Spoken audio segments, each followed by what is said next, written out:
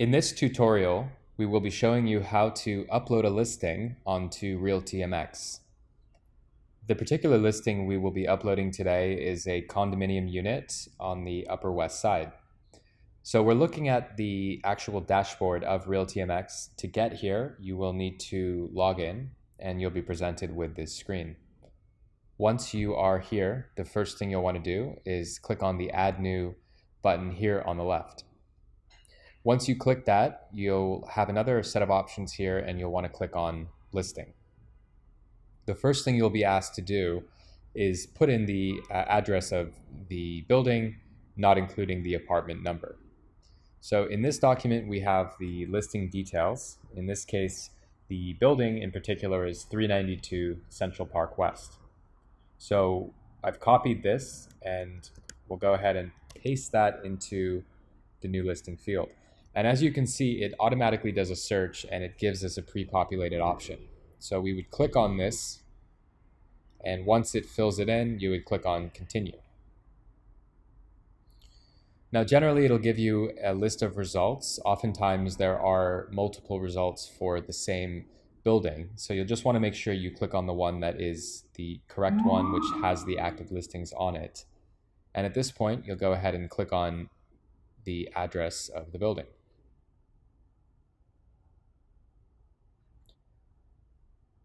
This is the actual page where you will upload the listing details. So the first thing we're going to want to do is start from the top. In this case, it's a sale listing. So we'll click on Status for Sale. The category for a sale listing is usually exclusive. And the property type, as you can see here, is automatically filled in based on the building's detail in RealtyMX. The next thing you want to do is input the specific unit number. In this case, the unit number is 5V for Victor. So we'll put that in. And you want to uncheck the box that says Hide Full Address. That's really only applicable for some sort of open listing, possibly a rental. So we'll uncheck that. And then the next thing we want to do is put in the price. The price for this particular unit is $1,045,000. So we'll go ahead and put that in. We'll just remove the commas so there's no issue. And then we can move forward to the space itself.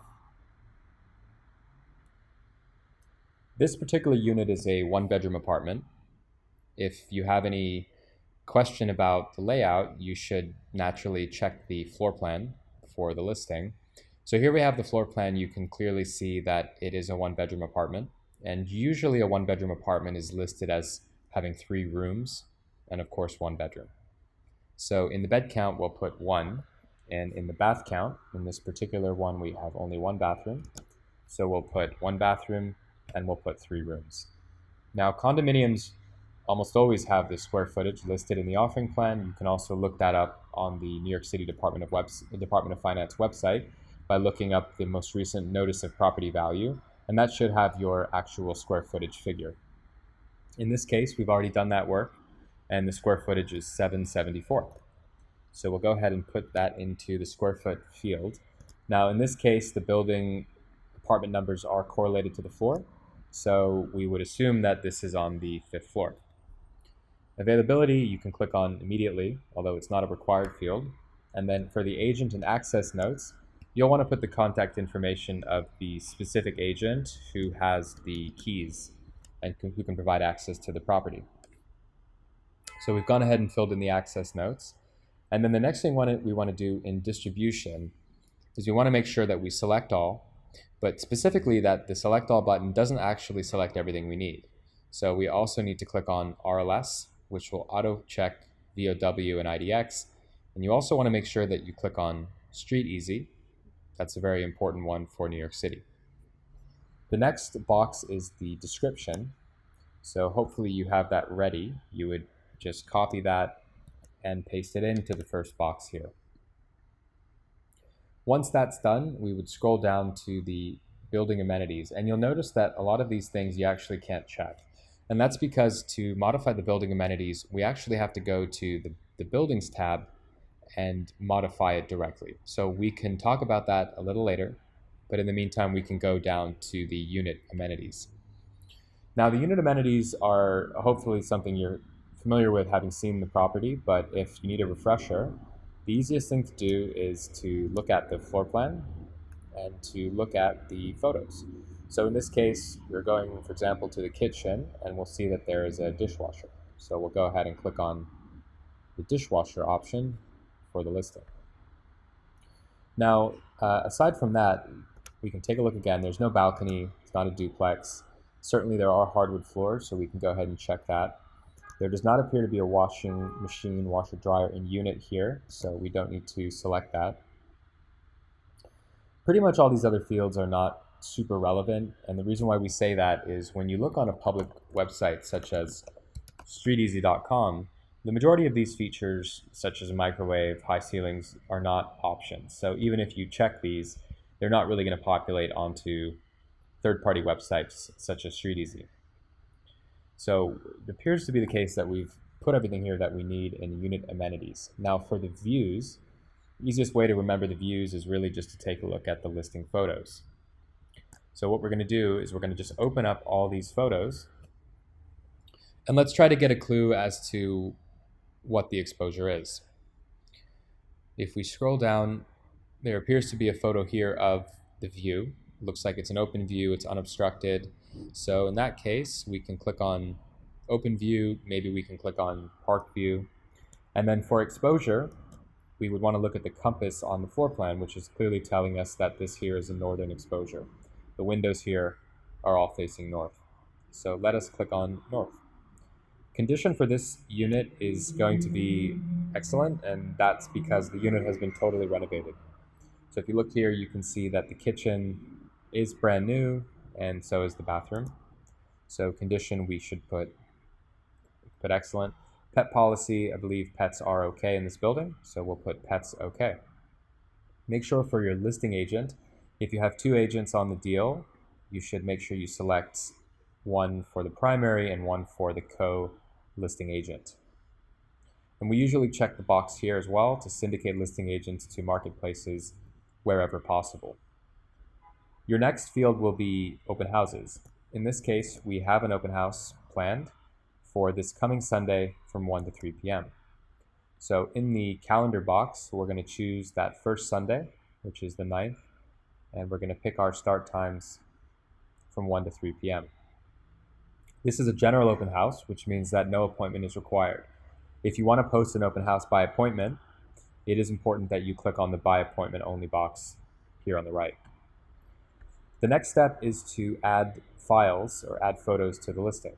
So the way we can do this is actually to open up our Finder, and what we're going to do is we're going to go ahead and put these in based on the order that we've actually determined in advance. So we can take perhaps the first, let's say, 8 photos, we've dragged them in, and let's see, giving us a bit of a hard time. Let's try it one more time with just one.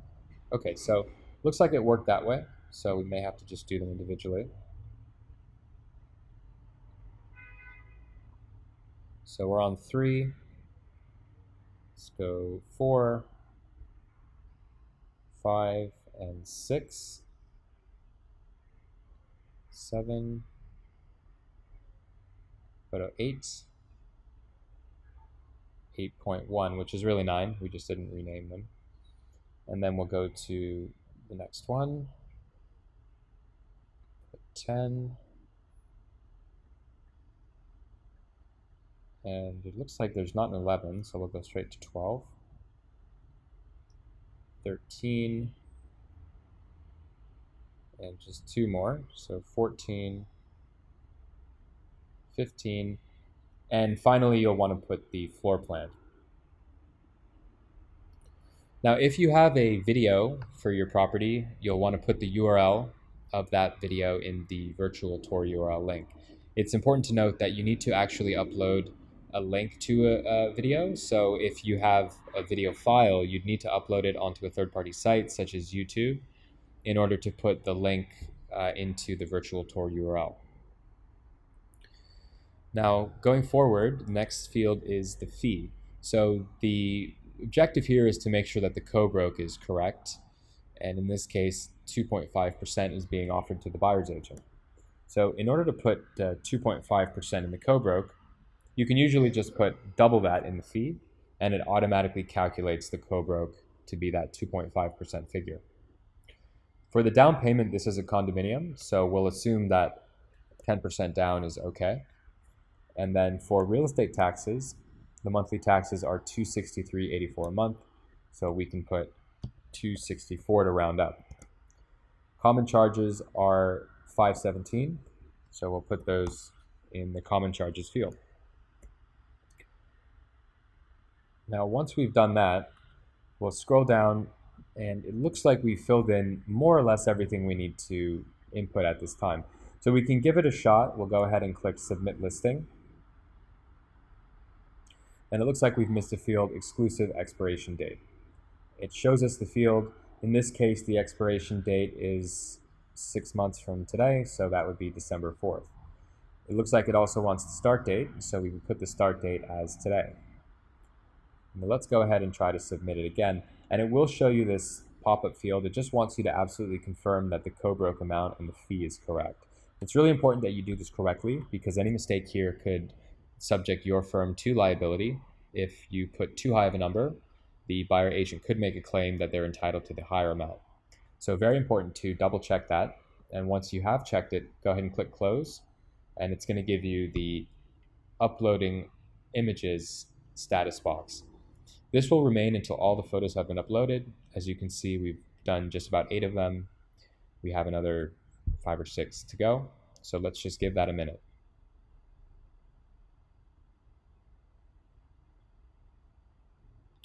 So once all the photos are ready, it'll ask if you'd like to update the selected listing, to which we will say OK.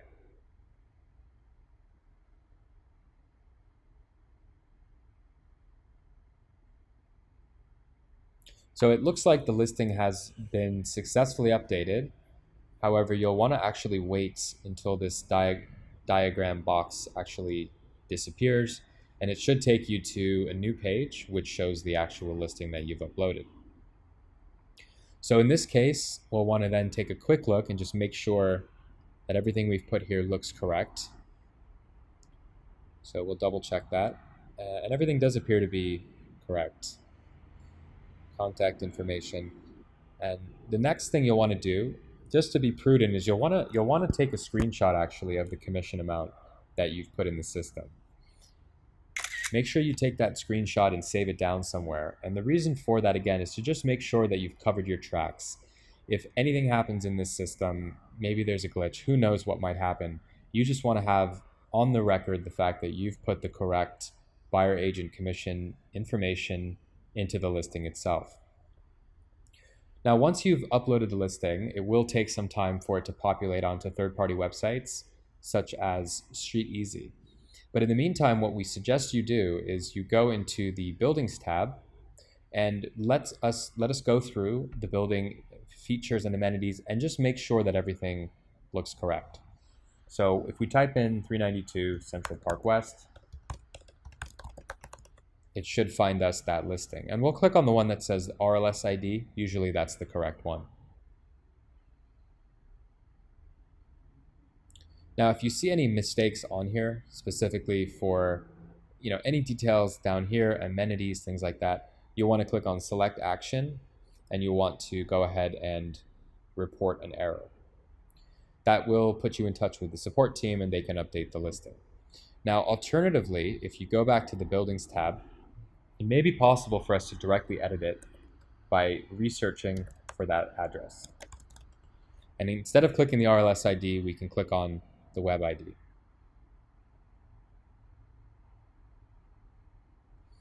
If you click on Select Action here, you can see in this case it does give us the ability to edit the building itself, specifically the features of the building. So if we go down to Description and Amenities, this is where we can go ahead and check certain things that might be appropriate. Now, the best way to do this is actually to go onto a third-party website like StreetEasy and to search for the address. Doing this will allow you to find out the amenities for the property. So here we have a building result, CPW Towers. If we click on that, it should take us to what they call the building page for the particular address. And if you scroll down, usually there's a description which will give you a little bit of information about the amenities. As you can see here, it talks about private grounds, play spaces, laundry, things like that. And further down here, there's a little amenities section which tells you things such as full-time doorman, bike room, gym, and laundry, so on and so forth. So what we want to do with that information is we want to go in here and we want to make sure that we've selected all the options that are appropriate. Looks like most of the things are selected that are appropriate. We may also want to click on pied-à-terre, primarily because it's a condominium, and condominiums don't usually have any restrictions on using the property or apartment as a second home. One other thing that we noticed in this description, it says there's a children's play space. For a moment, I thought that may be a playroom, but it appears to be the case that that's referring to the private grounds. So that being said, we do not need to check on children's playroom. There may be a bike room. We can double check that as well. And it looks like there's some information here about a bike room. So we may want to click on bike room as well. And the other thing you can do to make sure that these amenities are correct is to actually click on a couple of actual listings in this building. Because if the listing agent has submitted different amenities, it may be possible that they're more accurate on these particular address page as opposed to the building page itself. So on this listing page, we can actually scroll down and we can double check to make sure that these amenities roughly match the amenities on the building page itself. And it looks like they do. So I believe we are good to go on this particular building page. So we can go ahead and click on Submit Building. Go ahead and click on OK for update. So at this point, we've actually updated the listing, we've updated the building. One thing you can do to enhance the service for your client is to actually send them the listing directly from the database. And the way you would do that is to click on Actions right here and click on Send by Email. The other thing you could do is you could click on Action View, which will take you to this page, and then you can click on Select Action and Email. Now this will give you a little dialog box, so you would put in the name of your client. Maybe you want to copy yourself by checking this box. You probably also want to show the full address if you're sending it to the owner, and then you would hit email, and this would send an email out with a link to the listing to your client. And a final reminder to wait approximately 2 or 3 hours for the listing to begin syndicating online. It is possible that there may be some errors in the syndication. If you discover any errors, usually they'll dissipate after a day or two, so you may want to tell your client if they've noticed any of them to wait 1 day. And if the errors persist, at that point, you can actually submit a request by clicking Problem to actually report an error. And you'd want to check the appropriate boxes so that the appropriate team is notified. For example, if there's a problem on Zillow, you want to click on Zillow. The same goes for StreetEasy or any of the other RLS vendors who may be showing some sort of inaccuracy with your listing. So just to summarize, we've uploaded a new condominium listing in New York City here in RealtyMX. If you have any questions, leave us a comment below the video, or please do not hesitate to reach out, send us an email. And if you are an agent in the city and you're looking for a sponsoring broker, we'd certainly be happy to meet with you and see if you may be a fit for the team here at HomeDax. Best of luck.